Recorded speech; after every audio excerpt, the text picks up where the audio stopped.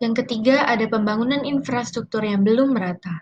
Kemajuan sebuah negara dapat dinilai dari pembangunan infrastruktur yang merata di setiap daerahnya. Pemerataan pembangunan berperan penting dalam keberhasilan perekonomian sebuah negara. Selain itu, pemerataan pembangunan juga berimbas pada kesejahteraan masyarakat. Apa saja yang menyebabkan pembangunan di Indonesia belum merata? Pembangunan di Indonesia belum merata dikarenakan pemerintah yang hanya menyediakan fasilitas yang sifatnya kompleks untuk daerah perkotaan, sehingga bagi masyarakat yang letaknya di daerah terpencil butuh waktu yang lama untuk menikmati dan mengakses fasilitas tersebut.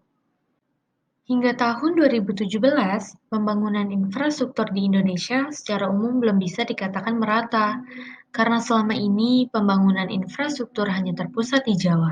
Sangat minim pembangunan infrastruktur yang dilakukan di daerah luar Jawa yang terpencil dan daerah perbatasan. Indonesia juga belum dapat memanfaatkan wilayah daerah pedesaan yang memiliki potensi yang cukup besar untuk membantu membangun perekonomian negara.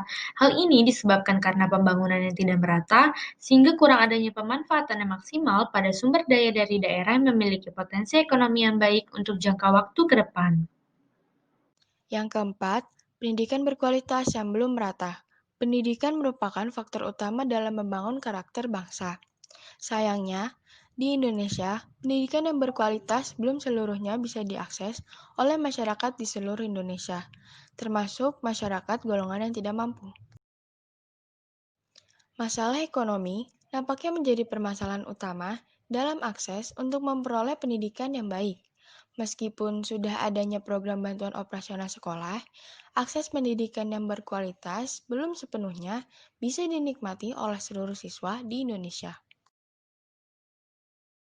Sejumlah sekolah unggulan yang berada di daerah perkotaan mempunyai kualitas pendidikan yang tinggi.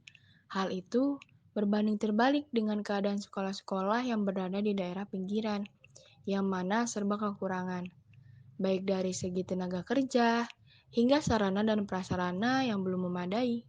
Pendidikan berkualitas yang belum merata ini merupakan salah satu dari banyak faktor mengapa negara Indonesia disebut sebagai negara berkembang, seperti rendahnya kualitas hidup, tingginya kemiskinan yang harus kita atasi.